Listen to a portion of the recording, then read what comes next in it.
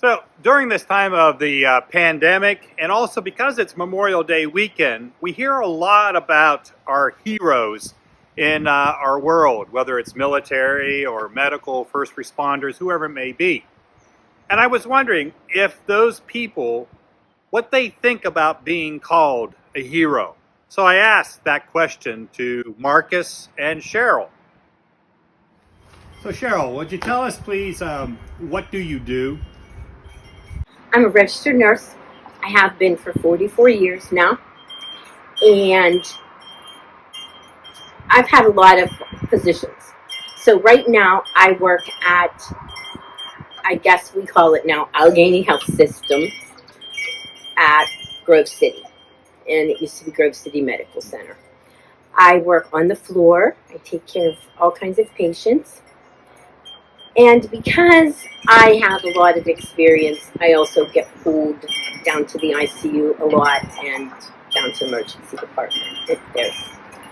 Recently, there's been a lot of appreciation for what nurses have been doing in the hospitals with the pandemic, and many people are calling nurses heroes. Is that the way you see yourself? No, I do not. I would say the heroes right now are the patients and their families because there are no visitors. So they have to call us to get a status on their family member, or they call their family member.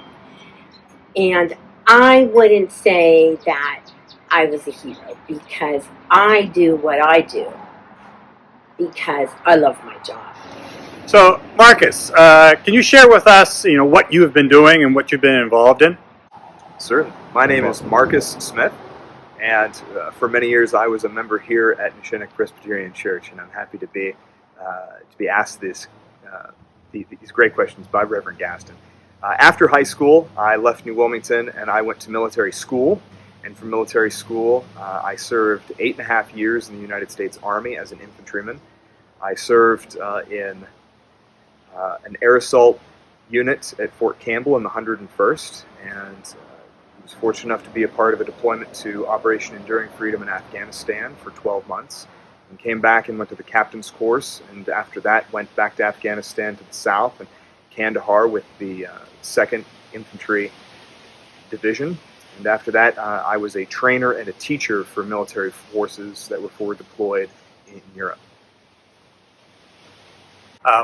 It's great, part of your military experience. And a lot of what we're hearing today is that, people who are in the military, they're heroes and have done heroic things. And I guess, do you see yourself being a hero in what you've done? I do not. And I also won't deny, I don't consider myself to be a hero, but on the other hand, I won't deny that there are certain heroic attributes about that. Public service in general is selfless and sacrificial, but then military service specifically is associated with being selfless and sacrificial, which are, I think, two core attributes of being a hero.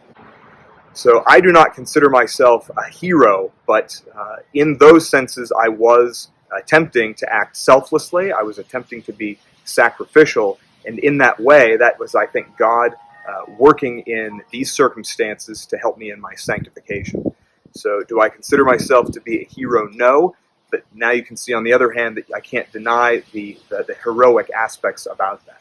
But the being heroic is only in a sense that we are being more and more like Christ.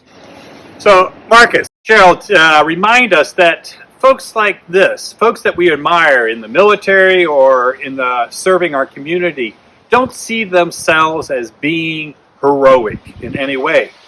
They see themselves as doing something that they love, something that they feel called to, something they just need to do. This Sunday, we'll talk about being heroic for Jesus. Little hint.